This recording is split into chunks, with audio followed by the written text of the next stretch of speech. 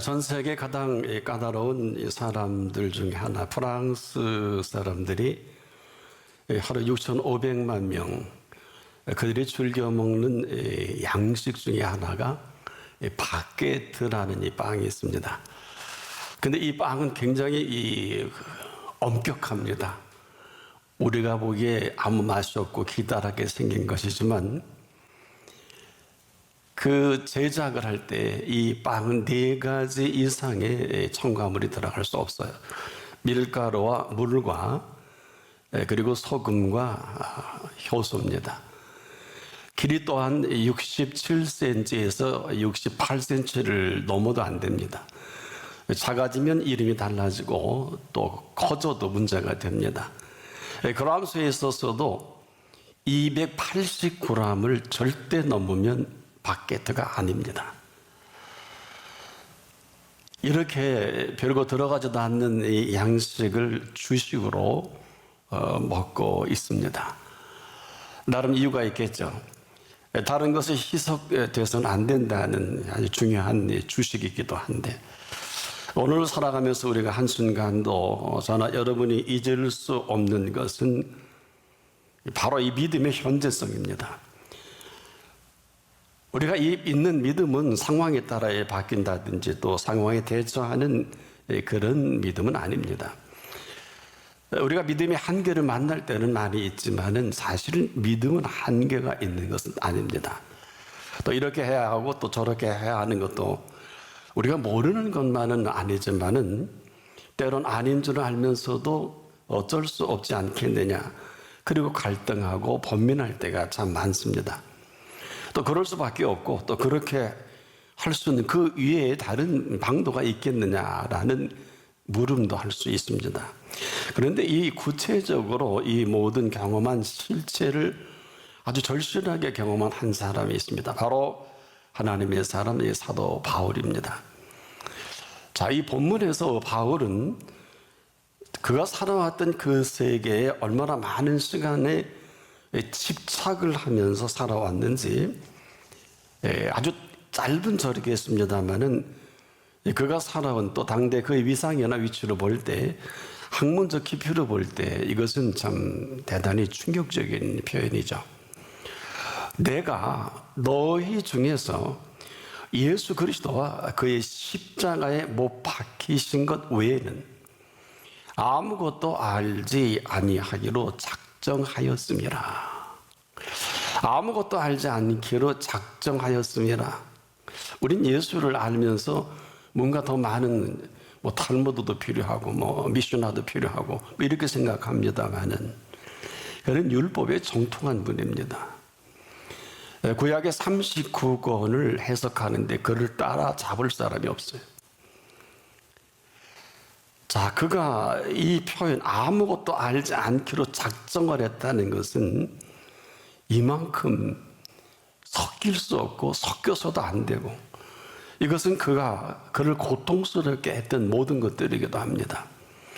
한마디로 하나님을 경험하는데, 살아 임재하는데 이 모든 것들이 전혀 도움이 되지 않은 것입니다.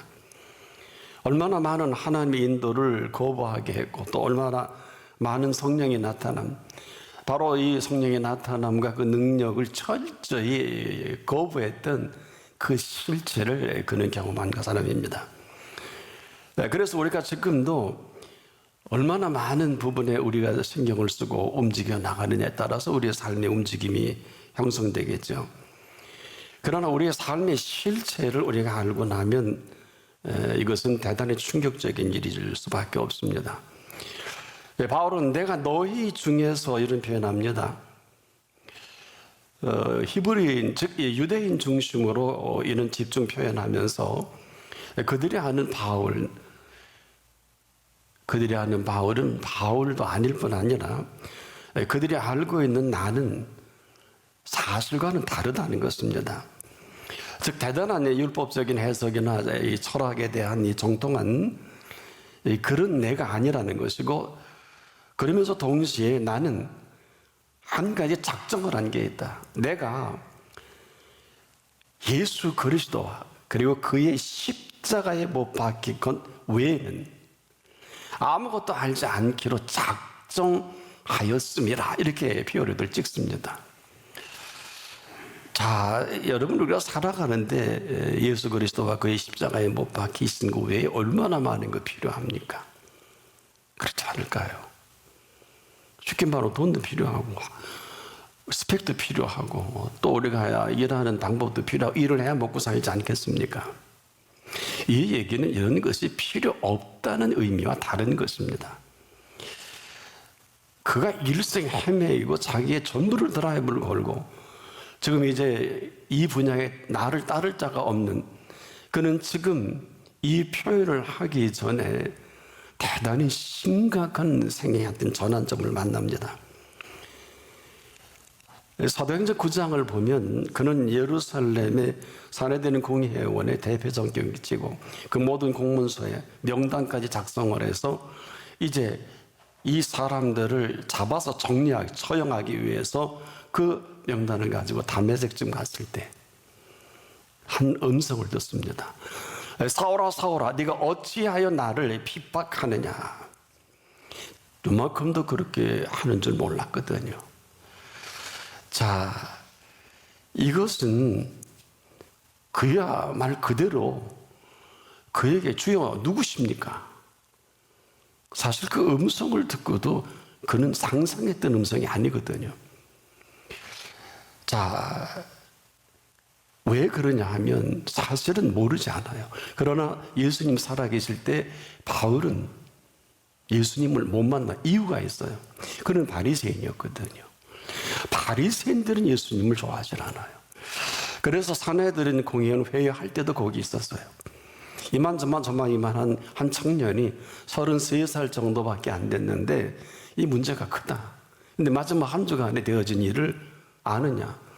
우리가 성스럽게 구별된 성전에 들어가 대제사장님께서 오히려 제사를 준비한 이 모든 걸 들러엎고 아주 상스러운 그 감정의 표현까지 하며 의자를 들러엎고 상을 엎었다.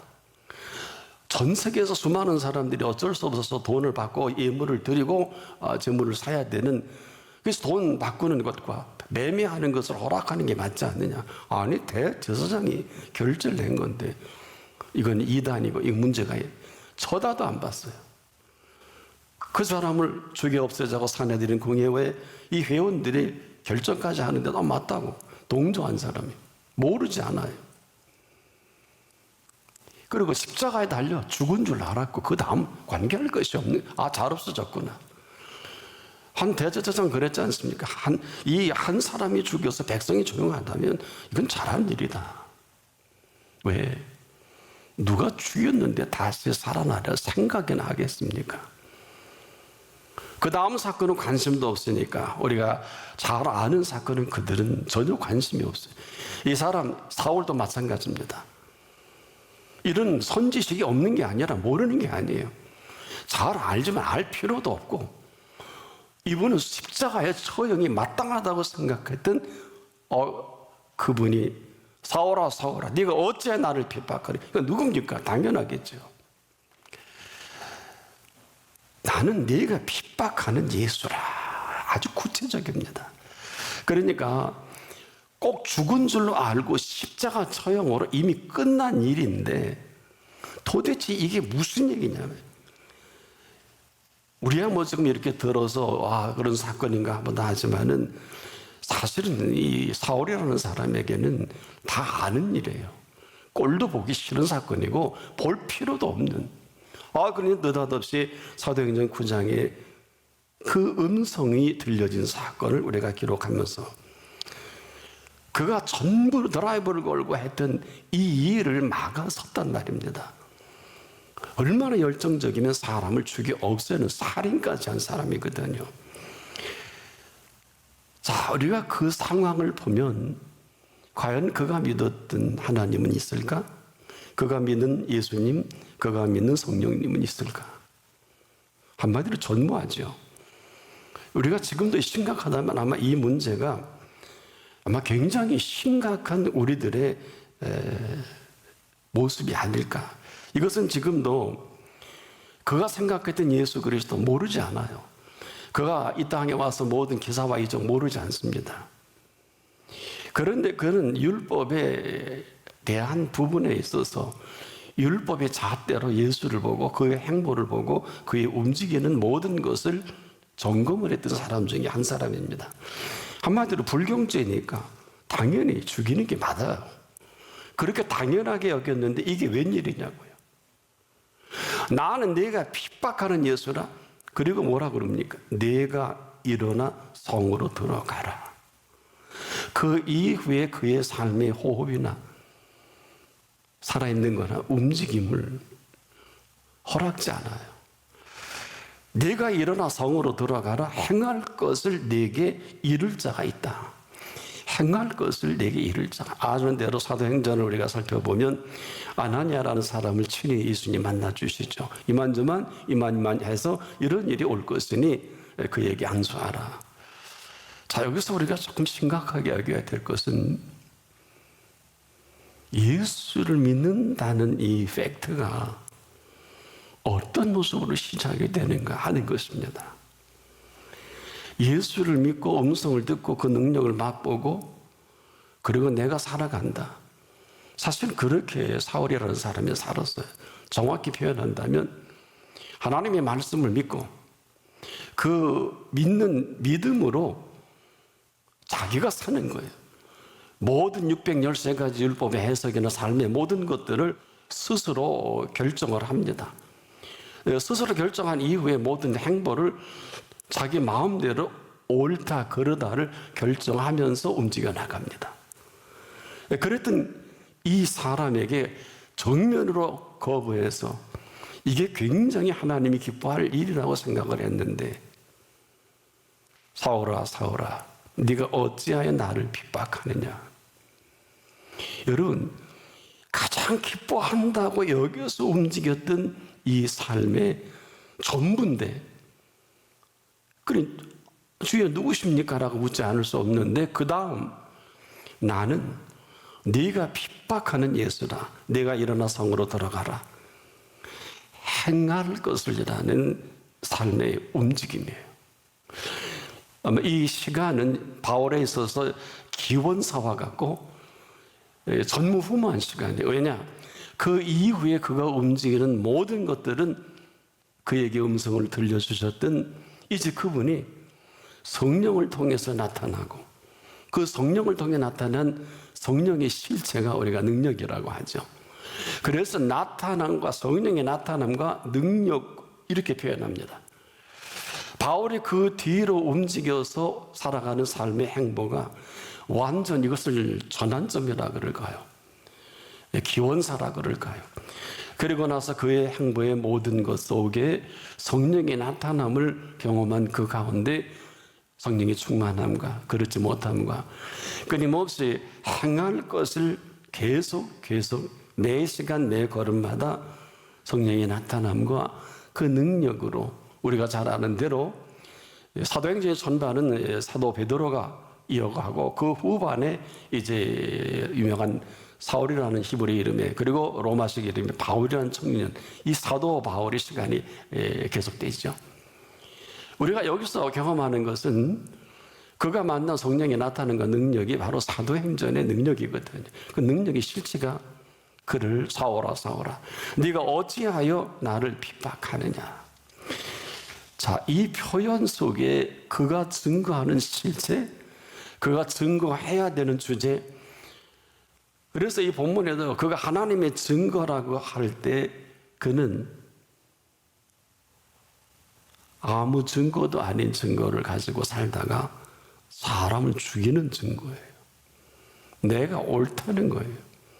내가 맞다는 거예요. 사실은 여러분, 이 부활의 생명이 아니면 인류는 모두 하나같이 반대급부로 달려가는 걸 우리만 몰라요.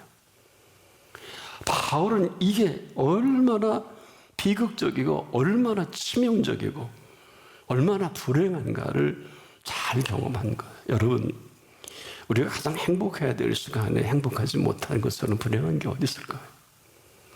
가장 기뻐해야 될 때 기뻐하지 못하는 이 비극보다 더한 게 어디 있겠어요? 아무리 귀하고 좋아도 여러분 좋은 것을 정말 좋게 여기지 못하는 사람에게는 좋은 건 아무것도 없습니다. 정말 귀한 거를 귀하게 여길 줄 모르는 사람에게는 해야 될 귀한 게 없어요. 근데 여기까지 좋아요. 그 다음에 두 가지 현상밖에 나타나지 않습니다. 한 사람은 근심과 두려움이요, 또 한 사람은 기쁨과 즐거움입니다. 이것이 이 시간에도 극렬하게 나눕니다. 왜 그러냐? 하나는 이 땅의 윤리로 아주 충실합니다.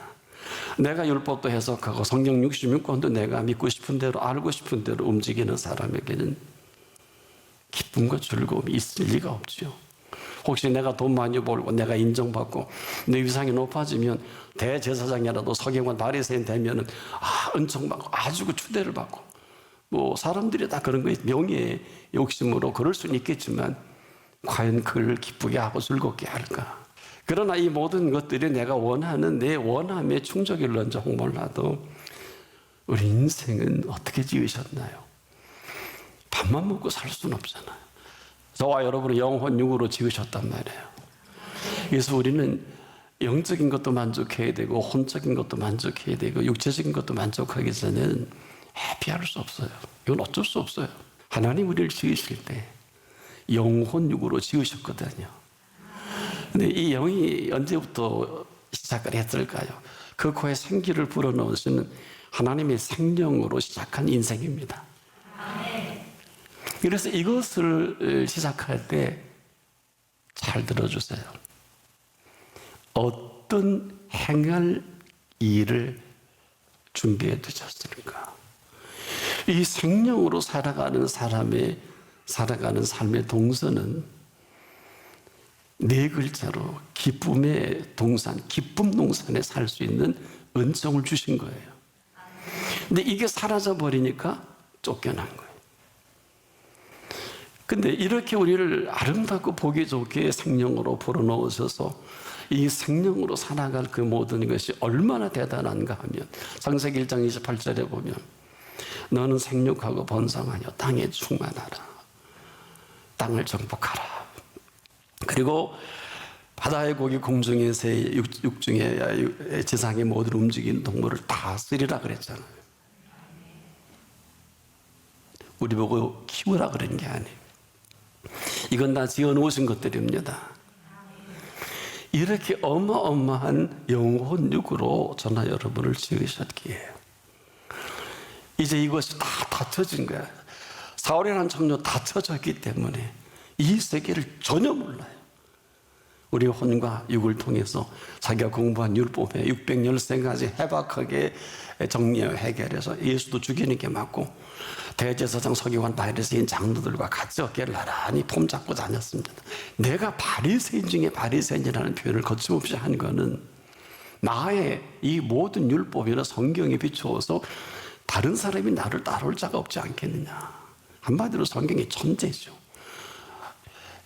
스토아파라는 것은 소크라테스로 올라갑니다. 정통 헬라 철학의 대가입니다.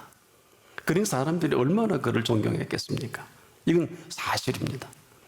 그도 그렇게 알고 있고 그런 지적 능력 가지고 성경을 해석을 했고 그런데 사울아 사울아 네가 어찌하여 나를 핍박하느냐. 우리가 이렇게 지금 통해 들어도 참 충격인데 본인이 지금까지 옳다고 여겼던 모든 이 의는 가장 불의한 의가 되어버린 거예요.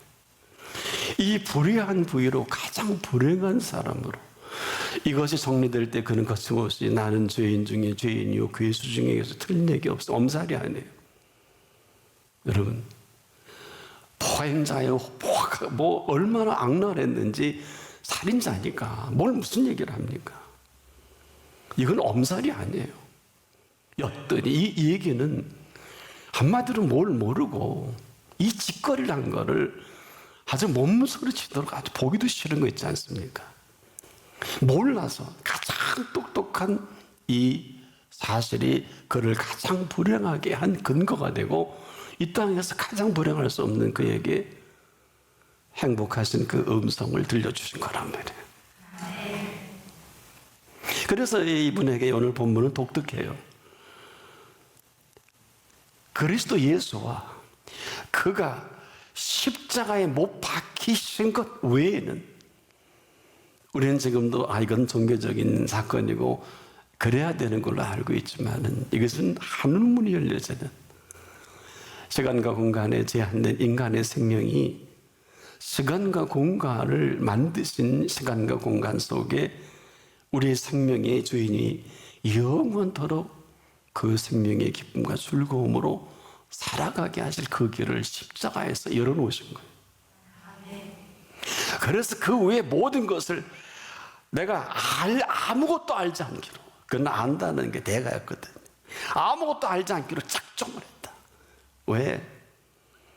내가 보는 꽃은 꽃이 아니요, 내가 들은 소리는 소리가 아니요, 내가 생각한 생각은 가장 불행한 생각이었던 것을 철저하게 정리가 되는 거예요. 지금도 우리를 지으신 이 모습대로 다 모든 것들을 허락하셨고, 이 모든 것들을 허락하시다.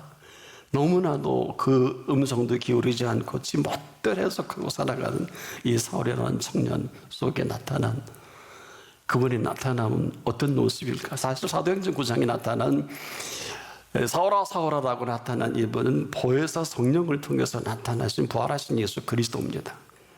이렇게 정리하는 게 맞습니다. 이 얘기는 제 얘기가 아니라 요한복음 14장에 예수님이 내가 또 다른 보혜사를 너에게 보내겠다. 아버지에게 허락을 받아서. 그리고 나와 꼭 같은 일을 하겠다 그랬어요. 너희를 결코 고아와 과부처럼 버려두지 않겠다 그랬어요. 우리가 대단히 조심해야 될 것은 지금도 성령이 나타나면 정확히 예수님이 해석하신 대로 보혜사 성령이십니다. 보혜사라고 하는 말도 맞고, 보혜사가 되신 성령의 또 다른 닉네임, 진리의 영일 수도 있고, 이런 그분의 실체를 통해 지금도 이 자리에 그 말씀하신 분이 와 계신 거예요. 그 다음은 우리 몫입니다. 그 다음은 우리 몫이에요. 그분과 대화를 하든 그분과 교통을 하든. 근데 여러분, 우리가 말을 잘 알아듣고 봐야 된다는 게, 바울이 보고 듣고 생각하던 세계는 하나같이 일찍 이사야가 지적한 대로 그 길은 악하고 그 생각은 불의하니 그랬거든요. 그래서 이사야 때도 하나님은 너 위에 모든 사람에게 이렇게 전하라. 그때도 복음을 전하라 그랬어요. 네 생각은 내 생각과 다르고 네 길은 내 길과 달라서 하늘이 땅보다 높은 같이 내 생각은 내 생각보다 높고 내 생각은 내 생각보다 높고 내 길은 내 길보다 높으니라. 그 말씀하시기 전에 그들의 길이 악하고 그들의 생각이 불의하다 그랬어요. 지금 우리가 뭘 모르기 때문에 정말 기쁘고 즐거워해야 될 것은 성령의 나타남과 능력이에요. 사울아 네가 어찌하여 나를 핍박하느냐. 나타내 보이신 성령을 보내주신 보혜사를 말씀해 주신 이 땅에 오신 하나님이십니다. 만약에 여러분이 옳다는 게 그 문복이 아니고 여러분이 아니다 그런 게 옳다고 어떡하실래요? 이 선상에 리트머스 시험지처럼 정확하게 스스로를 점검할 수 있는 길을 말씀드릴게요. 뭔 줄 아세요? 여러분의 신앙생활의 경력이나 위치를 자랑하지 마세요. 이 시간이라도 스스로 점검이 되는 것은 예수가 기쁜지 즐거운 분인지. 이건 돈 들지 않아요. 시간도 필요하지 않아요. 아니면 몇 초 후에 죽는다 할지라도 그분의 행한 것은 옳지 않은 것이 없다고 인정할 줄을 알아야 돼요. 그 사람이 몇 초 안 남겨두고 인정하다 보니까 그 고통 가운데도 그 피값으로 죄 1호로 구원받은 우편 강도에게 천국으로 친히 인도하며 하신 말씀이 있어요.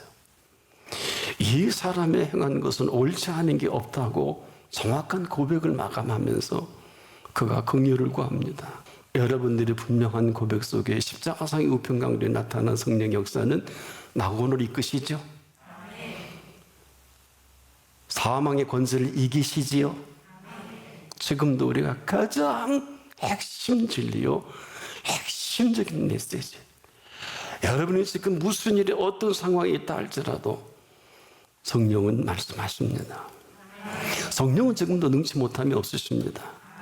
사람으로는 할 수 없으되 하나님으로는 그렇지 아니하니 하나님으로서는 다 하실 수 있는 성령님이십니다. 보혜사께서 하십니다. 무슨 문제가 있어요?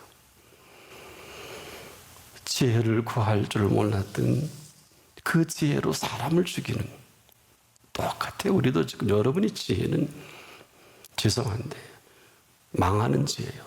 끝나는 지혜예요. 사망의 지혜예요. 근데 이걸 저 타고 갑니다. 지금 이 시간 늦지 않았어요. 오늘 그 음성이 들려지기를 바랍니다. 이제라도 눈을 들어 산을 볼 수 있는 눈을 볼 수 있기를 바랍니다. 그때까지 본 눈은 눈도 아니고 들었던 소리는 소리도 아니고 아주 딱 소리 나는 이 소학파의 정통은 소크라테스파예요. 해박한 지식으로 했던 생각이 허망하게 돼버리는, 아무짝에 쓸모가 없는. 하나님의 말씀은 지금도 살았고 능력이 있습니다. 좌우의 날선 어떤 것보다 이리하여 우리의 영광은 가면 관절과 골수를 찔러 쪼개기까지 하며 마음의 생각과 모든 것을 감상하십니다. 저는 생각이 할례를 받는 게 맞다고 생각하는 사람 중에 한 사람이에요. 그 피로, 그리고 그 성령이 나타나는 그 능력으로 오늘 죽어도 가장 행복한, 천년을 살아도 맛보지 못한 성령이 나타나는 그 능력으로 새로운 생애가 시작되길 바랍니다.